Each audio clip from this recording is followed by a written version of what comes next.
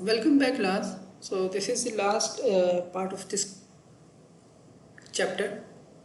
So we learned in the first two lectures about the three different forms of the Fourier series. The complex Fourier series. We learned about the combined trigonometric,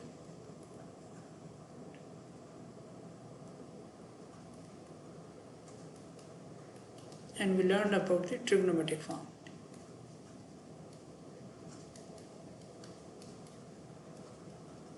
So we learned that how by calculating the coefficient values we can get the complex and Fourier series, and for the trigonometric we have to calculate a0, an, and bn coefficient values, and once we know that we can write the equivalent the Fourier series representation of the common signals. Okay, we have seen the different examples. So now we are going to see another very common use signals, okay, and its representation. So basically this last signal, the impulse train. So if you have an impulse train, that how we can get the coefficient values. Okay, so let's have a look at this. The Fourier series of the impulse trains. So we know that we have learned in the chapter 2 that the impulse we can represent as a signal which is existing at t is equal to 0, and it has a weight, usual value is 1. Okay, it can have any value. Okay, so the impulse is a signal which is existing at t is equal to 0, and basically it's going to infinity. Okay, but its weight could be any value. Okay, the k value. Okay, so at t is equal to 0 it has infinity value, and for any other value when t is not is equal to 0, this value is 0. Okay, so only existing at 0, and we know that this is the property of the impulse, that if we integrate from minus infinity to infinity we will get 1. Okay, so this is the very important property of the impulse. And the second property of the impulse is, if you have a function and if you multiply with a shifted impulse, so we will get the function value at the impulse location, right? We will get the function value at the impulse location. So this is another very important property which we have learned in chapter 2. When a function multiply with an impulse, we will get the function value at the impulse location, f of t naught. Okay, so if we have just one impulse, okay, so this is one impulse, sigma of t. Okay, so let's, if I plot uh, sigma of, if we want to plot sigma of t minus t, so I will get this impulse here, right? And if I plot sigma of t plus t, I will get an impulse here.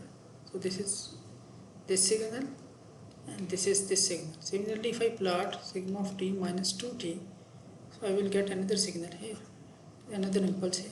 Similarly here. Okay, so basically if I just add these impulse,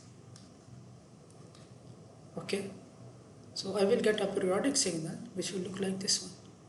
Okay, so this is t minus t, this is sigma of t minus 2t, this is sigma of t minus 3t, and so on. Similarly at the negative side. Okay, so this is representation is actually called as impulse train, that we are having a train of impulses. Okay, so if you know that, if you have a closer look here, each next impulse is existing after a time period of t. Okay, this is t, this is t, this is t. So if you guys remember the periodic signal, okay, so we can represent periodic signal in this form.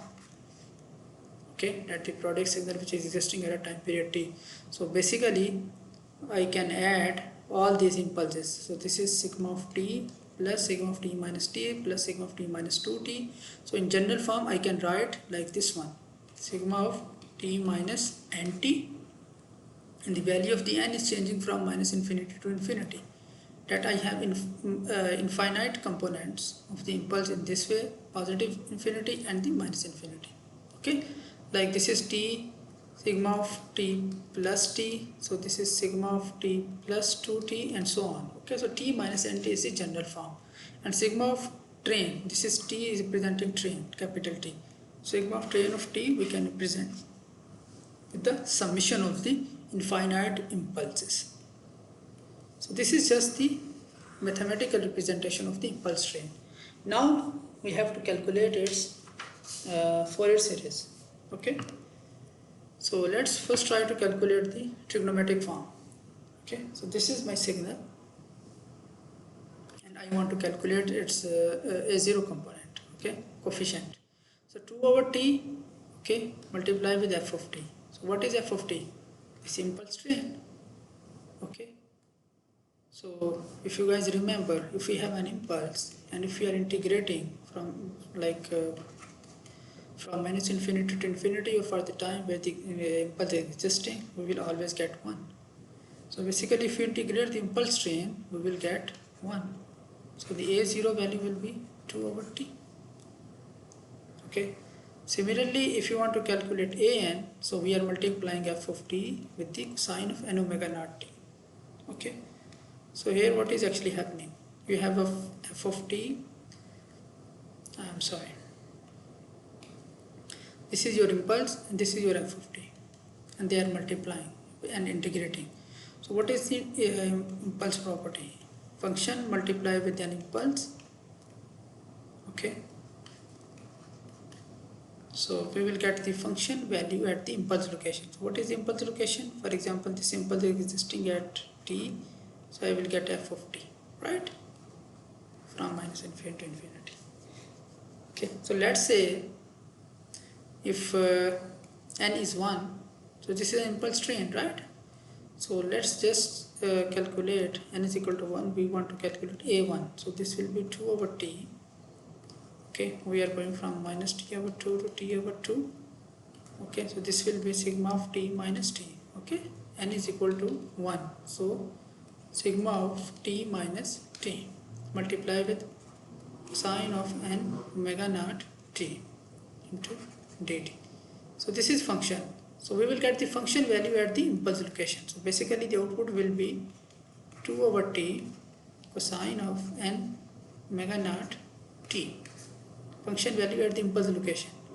And if you solve the cosine of n omega naught t, okay, so this will be 1. How? Try to solve this and I will discuss it during the live session. So basically an value will be 2 over t and bn value it will be 0 in the similar fashion. So we can write the trigonometric form that this is a0 plus an is an cosine of n omega naught t, bn is 0, okay, with the n is equal to 1 to infinity. So we just put the an value and the cosine of n omega naught. So this is the trigonometric representation of the impulse train. Similarly, you can write the complex representation by just calculating these values and just putting the number here. Okay. Another very important application of the Fourier series is Parseval theorem. So like if you have any signal, a periodic signal, okay, for example the square waveform, okay, so this is your signal, and if you want to calculate the power of this signal, okay, we know that we have to for the calculation of the power we take the square of the signal and we integrate for the complete time period and divide with the time period. So this is the formula for the calculation of the power. So if we know the application of Fourier series, if you know the Fourier series of the signal, so if you just take the magnitude square of the coefficient values, so we can also get the power.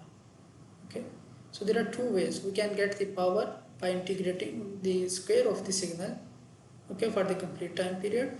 We can also calculate the power by just taking the sum of the Fourier series coefficient values. Okay, sum of the square of the Fourier series coefficient value, that will also give us the power of the signal. And the last thing is system response. Okay, so as I discussed in the start of this lecture, okay,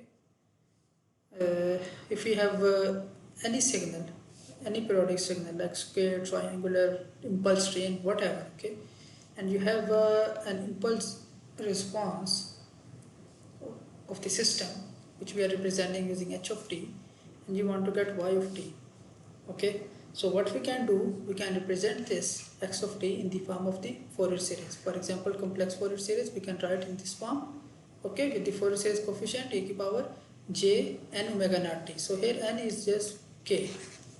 Okay, e की power j and omega naught t. Okay, so if you want to calculate the output, so if you guys remember from the end of the last chapter, if we have any form of the signal, if you know the transfer function of the impulse response, okay, so we multiply the transfer function with our input. Okay, so we will get the output of the system, the steady state response. So if we calculate the transfer function, so transfer function we learned last time that we can calculate the transfer function by integrating the time domain impulse response and multiplying it e की power minus j omega naught t. Okay, or n omega naught t here if we are talking about the nth component into dt. So we calculate the transfer function, then we multiply with the x of t. So x of t is basically in the form of the Fourier series. So if we just multiply them, okay, we put here, we put the Fourier series here, we can get the output steady state response. So this is one example that suppose we have an LTI system with an impulse response given by this. So this is our LTI system with the given impulse response, and we have to calculate the system response. System response means we have to calculate the output for the given waveform, that the input is this and calculate the output. So the procedure is same. Calculate the transfer function for this, calculate the Fourier series of this signal. Okay, you can directly calculate or you can refer to the table. Okay, from the table you can get the coefficient values and you can directly write that. Okay, and once you know these two, the output will be x of t Fourier series multiplied with the transfer function. Okay, we will solve this example in the live session. That is the end of this chapter. Thank you very much for your attention. See you inshallah in the live session.